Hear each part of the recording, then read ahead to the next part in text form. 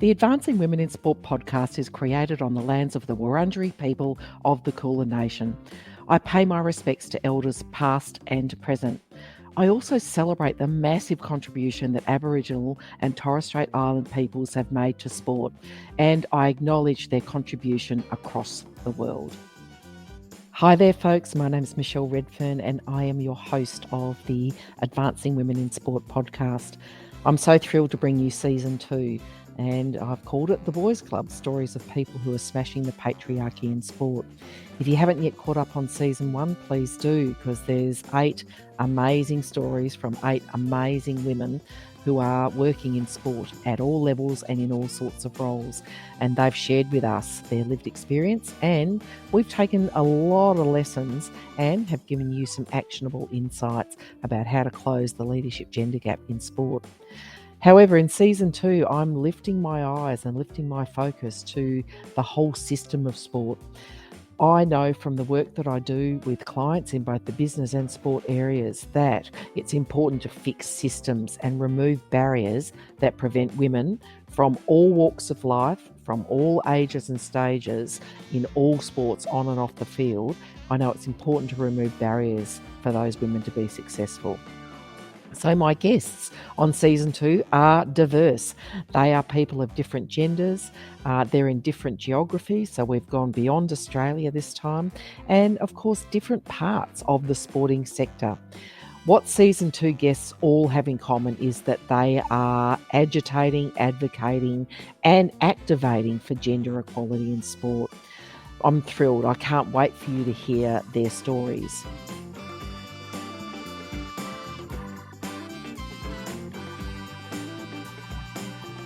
Welcome back, listeners, to the Advancing Women in Sport podcast. I'm excited to be talking again to one of my friends in sport today, a woman who is, like so many of my other guests, really thinking at a system level about sport and about how we can break down or bust through those barriers that have prevented women and girls from achieving their full potential in sport.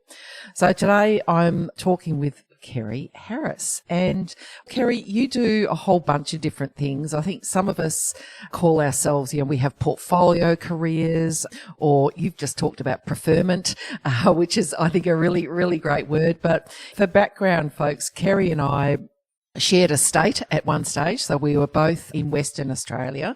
And when I first started looking around, particularly in the Australian rules football system for other senior women, I came across Kerry because at the time she was the CFO at the WA Football Commission.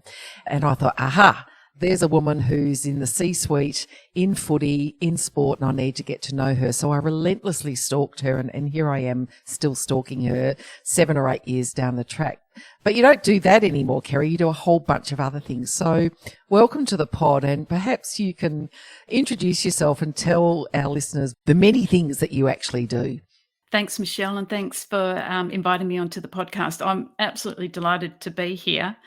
I think my main role at the moment in sport that I think is making a difference, I'm the chair of Women on Side.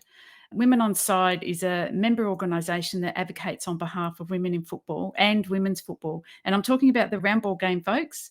So soccer, football. So where we started with Women on Side was in 2017, a group of women realised there wasn't a dedicated voice for women in football or women's football that was joining in the discussion or influencing the discussion during the governance issues with FIFA and Football Australia. So Women on Side was born at that time. Well, I am a proud member of Women on Side, even though if you held me down and asked me to talk about the rules of soccer, I'd fail miserably because, as you know, I'm an Australian rules tragic, but I'm a women in sport fanatic. So Women on Side for me, and for listeners who have heard earlier episodes, you'll know that I interviewed the terrific Moya Dodd, who's been such a mover and a shaker and a role model for so many of us in soccer or the round ball game and more broadly. But I guess Women on Side, when I saw this initiative spring up, Kerry, and you involved with it, I thought, gee, this is exactly what I want to know more about and get involved with, because we so often see that the women's game or women's interests are kind of patched on the side of the games that have been built for and largely occupied on and off the field by men since the game started being played. So tell us a bit more about, I guess, the pillars that you're focusing on, and what have your early wins been? The biggest win that we had, and that was back in 2018. So Women on Side successfully lobbied for the inclusion of the 40-40-20 rule into the Football Australia Constitution. So for your listeners, if they don't know what the 40-40-20 rule is, what it means is that on your board or your committee, 40% of the members need to be men, 40% need to be women, and 20% other. Women on Side was a really strong voice, and we achieved that inclusion into the Football Australia Constitution. And in addition to this, there was a requirement put into the Constitution for gender diversity in the chair and the deputy chair role. So, for example, if the chair is a male or a man, then the deputy chair must be a woman, and vice versa. So if we fast forward to 2022, we have 5 women on a 9-person board at Football Australia, with Carla Wilshire as the deputy chair. And fast forward even again, we know that Football Queensland have now put the 40-40-20 rule into their constitution. So that was an early win. And you talk about changing the system. That's one way that we're influencing the system, or what I like to say is disrupting the system, interrupting it. By getting that 40-40-20 rule into the constitution, it means you have more women in decision-making roles. And that's how you start changing the system, I think.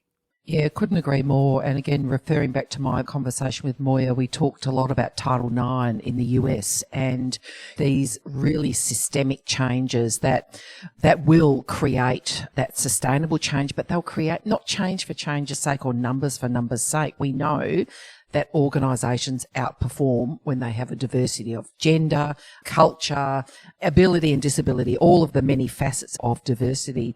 When you started that lobbying process, and I think this is where lobbying and advocacy is so important. I always say, get behind things, folks, show up and turn up, because with volume comes voice and with voice comes change. So when you first started that advocacy process around the 40-40-20 rule, what was the resistance that you encountered, and how did you and Women on Side manage and mitigate that resistance? It's a really good word, Michelle. And the other one we use as well is backlash as well, backlash to women who are making a difference. What commonly comes up when you're advocating for change, like the 40-40-20 rule, is, well, we select on merit.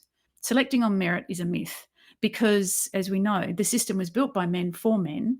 And so how do you get women into a system that excludes them? And I'll give you a really good example. In 1921, the FA in England banned women's football in a knee-jerk reaction to its popularity, outright banned it. And that put women's football back decades. So let's unpack that a little. At the heart of it, the ban was a decision. FA used their power to make a decision. So where are the decisions made? They're made in the boardroom. Some are made in the back rooms as well. So women need to be where the decisions are made. That argument of merit popped up.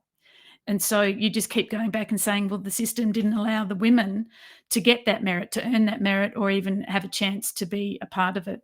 And then also there's always that argument, well, we can't find any women as well.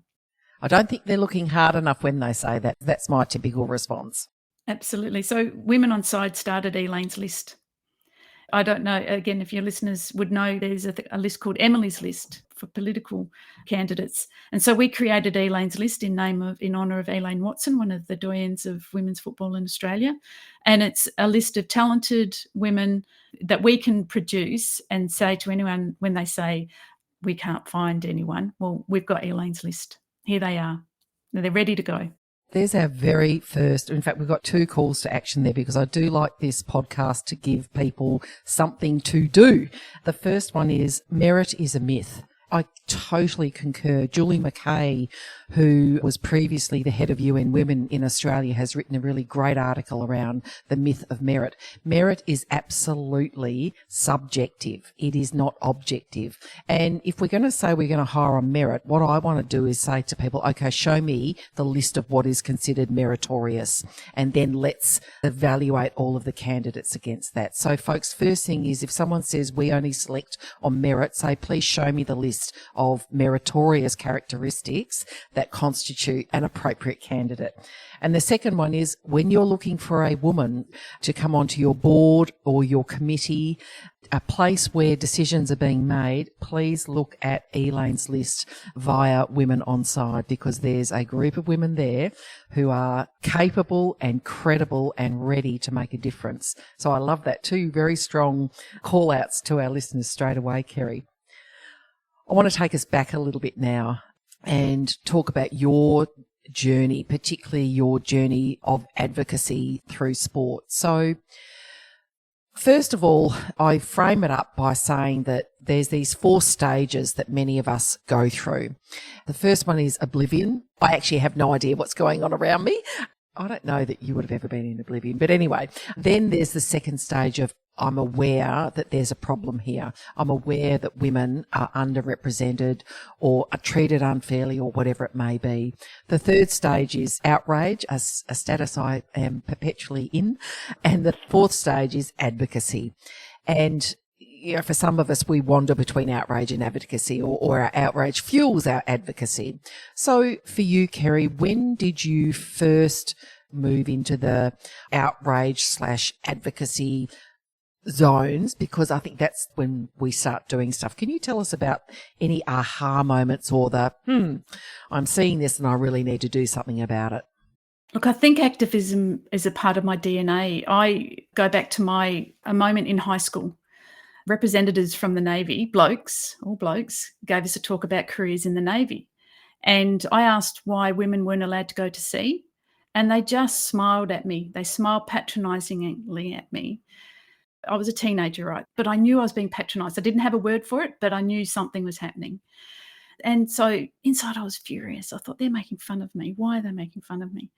But outside I was silent because I think on some level I knew I wouldn't be heard.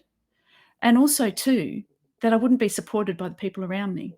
And that feeling has stayed with me, and now I know what it is. And it is that fire in my belly that fuels me. I go back to that moment a lot because I think we need to change this. We need to change these reactions to these questions, to stop the patronism, to smash the patriarchy, I think. I mean, I grew up in regional Western Australia, first on a farm and then in the Pilbara in a small mining town. And being outside and playing sport was what you did. I grew up in the 70s, Michelle. You didn't go home until it was dark or you were hungry. What I learnt from that was independence. And from independence at an early age means you learn to make decisions. You make your own decisions. And so when I started my career, decision-making came easily. I started making decisions, and then you go back to those moments that shape you and they start coming together, and you move through a whole range of emotions as well. I've moved from elation from a win to absolute despair and frustration and rage at, what I see as injustice. Yeah. As you were talking about the folks in the Navy patronising, I recall a quote from Dame Stephanie Spence, who's, very well known across IT or STEM circles, English lady. She says, you can always tell an ambitious woman she's got a flat head from being patted patronisingly on it throughout her life. So it's interesting because people do come up against obstacles, and they become upset or outraged or pissed off or, whatever it may be. But then you've turned that into action.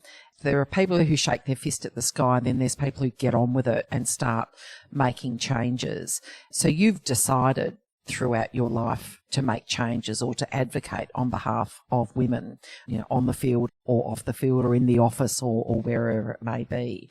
It's important to recognise that when we do that, it is special. So have you ever stopped to kind of think, well, I am doing some really good things here? I have really devoted my life to that advocacy, that outrage, that activism. Do you stop and consider that? Only recently, to tell you the truth. I think you're so busy on the path and working, incredibly hard. I mean, my sport career has been spent as a CFO, and it's probably one of the most under-resourced parts of any organisation is that corporate services arm. So you're working incredibly hard. And I've worked a lot in male-dominated sports, so AFL, football, cricket. And being the only woman on the executive, you also have the weight of all women on your shoulders. So you get incredibly tired because not only are you doing your day job, but you're actually representing all women for all things. So sometimes there's little time for reflection. And so it's only been in the last few years where I've had the opportunity to reflect back on the achievements that I've made as a leader, but as also someone who's involved in an organisation like Women on Side. And I think the main thing is actually being visible and being a role model for others to go, well, she's doing something, maybe I can do something. I struggle with articulating the achievements, and I think perhaps that's common for a lot of people. And I think particularly for a lot of women, particularly in executive roles, because you simply don't have time to reflect. You're just cracking on. You're just cracking on, but you have moments. You look at someone, you go, I influenced that person to do that. That person spoke up because I spoke up. And so there is sort of no big ticket achievements. It's more about that you're in there, you're in the mix, you're influencing, and people are taking notice. And they're taking something on board that means something to them, and then they're going on and doing something. It's really interesting. I gave an interview last week to a tech company that's using artificial intelligence to help counter the trolls on social media against women in sport. And it's interesting because part of what you've just said has reminded me that, yes, you've said when you're the only woman, you're representing all women. And that goes a couple of different ways because, you do feel the weight of responsibility that I'm here representing all of the women in my team, in my business, my organisation or my sport, because I'm the only one here. There is a responsibility, whether you choose to take that responsibility or not, but there's a responsibility there nonetheless. But I think the other one is that from the flip side, you are also representative of all women to non-women around the table. So how Kerry shows up is how we're going to judge all women. And that is an awfully big responsibility for one woman. And back to the interview that I gave last week, I said, we've really got to start looking after trailblazers much, much better. There are the women who go first. There are the onlys in organisations. And I think this brings me to my second call to action for folks, which is when you see the only woman on an executive team or the only woman on a board or one of a couple, do reach out to her and help her not get accomplishment amnesia, because you are so busy doing stuff for a whole bunch of other people. We do tend to forget the impact that we're having on others. But, so here's a call to action. If you're seeing a woman out there, she is representing all women. She is doing a hell of a lot of work. Give her a high five, a fist bump, or send a nice note or a shout out or something like that, because we just don't protect our trailblazers. And there's exhaustion that goes with some of that stuff. And you talked about some days you're elated, some days, you despair. Let's really look after our trailblazers, those women who are going before us and helping the rest of us, I guess, benefit from or enjoy better conditions than we would have otherwise had she not been there. I love that, Michelle. I love that. Yeah, let's reach out to our trailblazers. I've done that occasionally. And it's reminded me I need to do it more often. And I love accomplishment amnesia. I love that. I've written that down. Yeah, well, I'm a big fan of reflection or reflective practices, however you want to do it. And certainly because I do a lot of work with women around leadership and running businesses, as you know, Kerry, because we've done some other work together. Part of that is I want us as leaders to stop, breathe and reflect from time to time and say, what's got me here and still serves me? What's got me here but no longer serves me, but what am I bloody well proud of? Because, gee whiz, I've got to hold on to that, because you do have those days, right, when you go, oh, man, I just want to stay in bed and pull the doona over my head because this is too freaking hard, that despair. When you are under duress, what do you do? Because you talked about pushback, backlash, when you're trying to advocate for change. What do you do personally? And I guess this is a bit of a guide to the other trailblazers and potential trailblazers out there. What do you do when the what hits the fan and you're feeling like, man, this is too hard? I have a really good network. And so I reach out to my network. They're people who I respect. They're people who I trust. Sometimes I vent. However, most of the time, my network recharges my batteries and they remind me why I'm doing what I'm doing. Because you're right, it is easy to stay in bed and pull the doona over your head and go, oh, this is all too hard. When those moments happen for me, I reach out to my network of trusted people and just chat. And sometimes I may not even say what's on my mind. It might be just, hi, how are you today? And you're then reminded. Surround yourself with good people, I think, and those people that you can talk with. And the other thing that I do is I stay the course. I start on something that is really easy. And it could be just a piece of work and you just keep working on it. And then that distraction takes you from despair to staying the course and doing. And then you're back on track again. They're the main things that I do. I reach out to my network and I just get started on something simple and keep going. And then I just get reignited again. I agree. And I think we know from research that being an only or an other in any kind of environment is tiring. It's emotionally and cognitively tiring because you kind of, as Brene Brown says, you're armoring up. So when you can find that, whether it's your personal board of advisors, your cheer squad, whatever you want to call them, you can drop the armor and just be and hang out. I want to bring this back round to Women on Side and groups like it. I think this is where the importance of the women's networking groups, and that's kind of a broad umbrella term to capture a whole bunch of different things, why it's so important for us to form them and have those environments for women to hang out in. So tell us what you're seeing through Women on Side and your other networking that can really help a listener. Perhaps if she's thinking, I don't do networking, I don't want to go and have to introduce myself to people, but it's just so much more than that, isn't it? So tell us about what Women on Side does to facilitate that kind of, you want to hang out with your cheer squad kind of thing, and other groups that you've been involved in. So one of our pillars, apart from advocacy and being a membership organisation, is our networks. So we have a number of special interest groups. And I'll give you some, simple examples. We have a referees special interest group, coaching, fan engagement.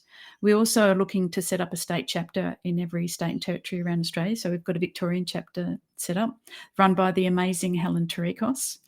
So those groups get like-minded individuals together to talk about a specific topic, and particularly with our referee group. I mean, referees, officials, match officials, I think it's a tough gig. And I think there's a lot that can be done in that space to protect the people who choose to be an official or a referee.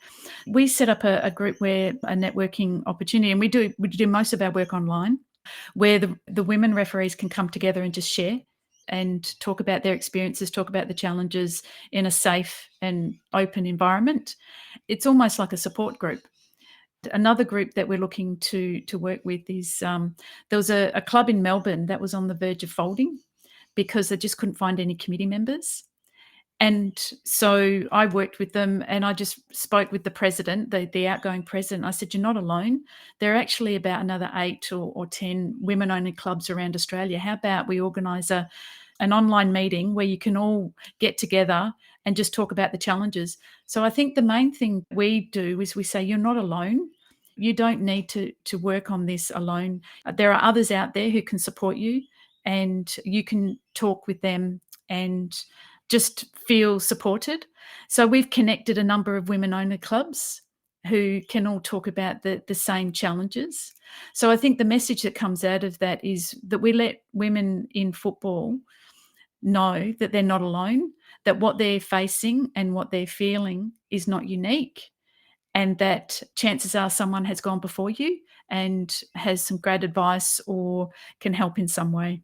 That ability to hang out with other folks. And you're talking about, I agree, around the officials, referees, umpires, what have you. Look, it's a hard gig anyway, let alone if you overlay gender onto it, and particularly where you've got women umpires or refs in the male game, and they seem to attract, as we know, a whole different level of abuse, which is very, very gendered. I couldn't call out more strongly, listeners, if you're a woman in football who thinks, I kind of want to hang with like-minded people, even if it's just to top up your cup and get a bit of energy back, and know that, you're not alone. Find Women on Side and join one of the special interest groups, because this is also part of that let's protect women with support systems so we don't lose them from the game. It's such an important part, and it's fun as well. So... And something else we've been doing, Michelle, is member roundtables. Now that we're allowed to travel freely again, I've actually been going around Australia meeting with our members. And what I'm finding is that probably around 80% of the issues that they bring to the round table are the same. It's those systematic issues, not enough facilities, not being allocated the main pitch, getting hand-me-down strips. Then there's sort of 20% unique to each location. So, and I think that's really important, is that ability to meet face-to-face as well. And again, so that people get to connect and you can start forming those links with someone else. And then you can go, oh, I met that person. I now feel comfortable. I can give them a call and say, hey.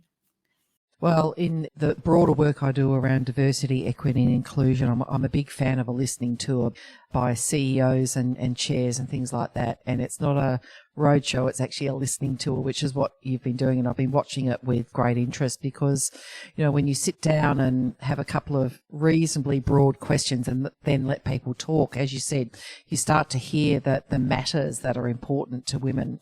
It is frustrating, though, when I hear that women are still not getting the pictures with the lights. They're getting second go at training. They don't get the medical staff assigned to their games. They don't get funding for uniforms, yada, yada, yada. So I think, this is where this advocacy work and lobbying work, activism that Women on Side and other organisations do like that, it is so, so important, because I think as a layperson, it could be easy to look back and look at the Matildas and the women in cricket and some of the, the things that are going so right, but it's not yet translating into certainly community sport. And even in some cases, I guess, rep level and state level sport, we're still seeing women struggling to be treated equally in terms of that equal opportunity. Level the playing field quite literally for women. So that work's going to be really important.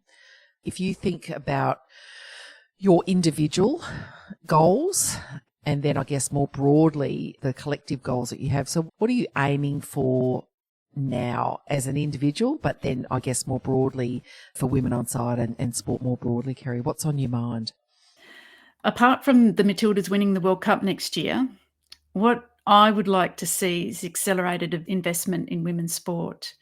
I've been a CFO. I understand organisational budgets very well, and I know that all organisations have discretion on how they allocate their resources and their budgets. So personally, pay inequity is something that I think about a lot, and something that we think about at Women on Side as well. I'll share a story with you, Michelle.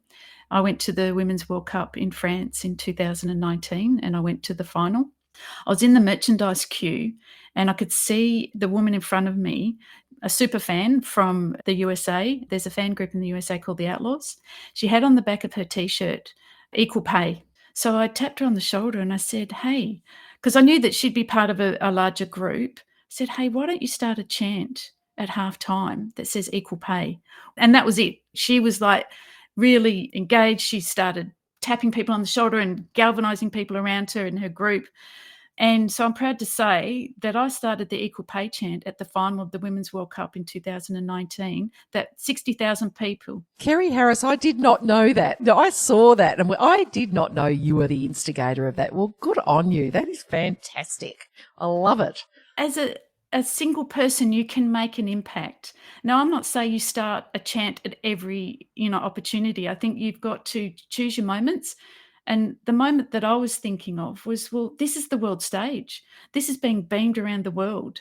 This is an opportunity just to make a statement at a point in time.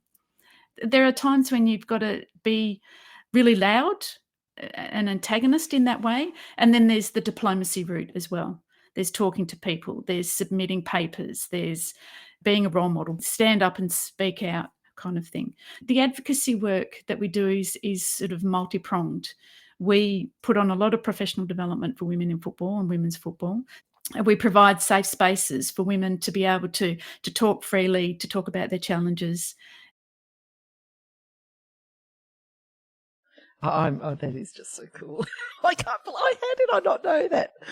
I'm going to bring this together because I think that was a really strategic move by you. Tap the shoulder. That is crowdsourcing on an epic scale, but you were strategic because you went, okay, this is the world stage. There's a lot of eyes on this, and this is where we can start getting a light shone on a critically important issue, and frankly a disgraceful one that we still have to talk about, equal pay in 2022. So I guess the call to action for our listeners is work out what you stand for, and then, as you said, there's times to be loud and proud and be an activist, and then there are times to use the diplomacy route and advocacy and build relationships softly, that kind of stuff. I agree. It's a real skill, and a skill that can be learned in to know when to do what. Be loud and proud, and also advocate at every opportunity.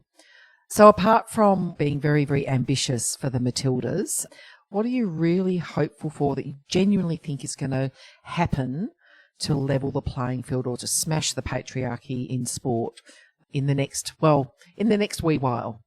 What I hope for is definitely equal pay. For me, that's a no-brainer. I've been in decision-making roles where I have made decisions about people's pay, and I paid people equally. It is within everyone's power to pay everyone equally. That is something that does not need any work. All it needs is a decision. What I'd like to see is accelerated investment in women's football, women's sport more generally. I'm saying accelerate the investment in women's sport because you have the ability to make that decision as well. So the heart of this comes back to decision making, not just topping it up or doubling it or something like that, actually putting it ahead of the men's side of the game. The men's side of the game has had hundreds and hundreds of years of investment, whether that's money, whether that's resources, that's exposure. So it's time to actually de-accelerate the men's side of the game and accelerate the women's side of the game. I would love to see that we didn't have to have quotas or percentages or anything like that, but that women in decision-making is just the norm, and diversity in decision-making is the norm as well. And then the final one that I think about is, this is a new one, confidence erosion. And I think the whole concept that women aren't confident is a myth. I'm tired of hearing women don't have any confidence. Well, I don't know any women who don't have any confidence. And I think what happens is that confidence is eroded. You think about the Grand Canyon. That started with a drop of water, drip, drip, drip. And I think that's what happens to women. I'd like to stop eroding the confidence of women. We've got it in spades. That's 4 very, very cool things that you're hopeful for, and I know that you'll be advocating for equal pay. I absolutely agree. This is about decision making, and you've said that for those of us who've grown up with sport is about decision making in the moment. So yeah, it's one of the skills that you get very, very good at as a sports person. So yeah, let's make the decision. I interviewed Cindy Gallop for my other podcast last week, and she said, Michelle, there's a very easy way to create equal pay. You just pay the men the same as women. Absolutely. Accelerating investment in women's sport. Now, interestingly and controversially, you've said, and decelerate the investment in men's. And I think this is the equity play that is so often not well enough understood. And I don't want to be patronising listeners, but if we think about sport, and this is the analogy I use. Imagine Usain Bolt, one of the fastest men on the planet, and Michelle Redfern lining up for a 100-metre sprint. Now, after you've picked yourself up off the floor from laughing at that visual, you would know that I haven't had all of the things that Usain has had to get me ready for that race. I have not run. I built for comfort, not speed. I haven't had coaching. I haven't had training. I haven't had the gear, the nutrition, whatever. So we need to say, well, okay, let's make this a fair race. So what we're going to do is give Michelle probably about a 95-metre handicap. Well, we'd probably give me some, just like the Stall gift for listeners across the world. The Stall gift's one of our famous running races here in Australia. Everyone starts, but they start at handicaps, like golf, everything. So with investment in women's sport, you're right, we need to really accelerate that investment, but at the same time say we need to compensate for historical inequity by over-indexing on it, over-accelerating on women's sport, and not over-investing and over-accelerating men's sport. They can just stay as they are for the time being. Don't at me, listeners. I know that there'll be a whole bunch of very animated views about this. This is not the zero-sum game. This is not women win, men lose. This is an equity play. So I think it's a really good call to action, Kerry. The third one you talked about, no quotas. Absolutely agree. Now, quotas on their own are a blunt instrument. But quotas, so you talked about the 40-40-20 rule. So what do we do around that? We create the environments where every human can be successful, but we've got to have representation. Representation matters. And at the same time, we provide this upskilling around 21st century leadership skills, which includes how to be an inclusive leader, how to be an inclusive colleague, how to create environments where all people can thrive. So I live for the day when we don't have to talk about quotas. But one of the great things right now for Kerry and I are in a similar age bracket. Well, I haven't got grandkids yet, but I know that if I ever get them, they have a world that has never not seen women playing sport, never not seen women umpiring or reffing, never not seen the chair or the CEO who's a woman. They will come into a world where it is absolutely normalised for women to be everywhere where decisions are being made. When we do get tired, that's the stuff we need to hang on to.